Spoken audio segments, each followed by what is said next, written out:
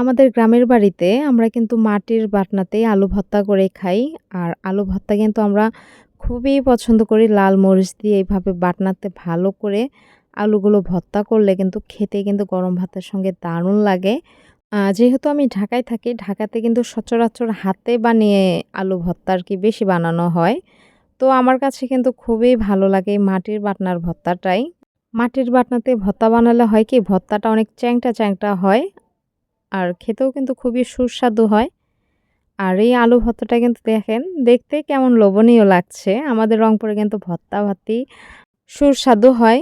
আর এর ভিতরে আবার সুস্বাদু হওয়ার কারণ আছে। আমাদের ভর্তাতে কিন্তু আমরা কাঁচা পেঁয়াজটা একটু কম ব্যবহার করি। কারণ কাঁচা পেঁয়াজের যে একটা স্মেল আছে আ ভর্তাতে দিলে ওই ভর্তার স্বাদটা আরকি অনেকটাই নষ্ট করে। আমাদের গ্রামে দেখবেন বেশিরভাগই ভর্তাতে আমরা আলু ভর্তা বা যেকোনো ভর্তাতে কাঁচা পেঁয়াজটা কম ব্যবহার করি।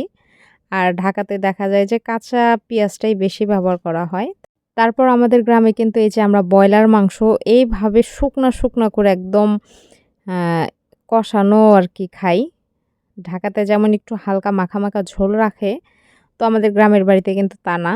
এরকম ভাজা, ভাজা মানে একদম ভাজতে, ভাজতে দেখা যায় যে কালো ভুনার মতো করে ফেলে। আর এমনিতেও গ্রামে আমাদের হচ্ছে ব্রয়লার মাংস খেতে চায় না। এটা স্বাস্থ্যের জন্য নাকি ক্ষতিকর। তো গ্রামে যেহেতু দেশি মুরগি পালে দেশি মুরগিটাই খাওয়া হয়। তো আমার খুবই খেতে ইচ্ছে করেছিল গ্রামের ব্রয়লার রান্না। যার কারণে রান্না করা হয়েছে। তো আজকে আর কথা বাড়াচ্ছি না। মিনি ব্লগটা ভালো লাগলে একটা লাইক দিয়ে দিবেন।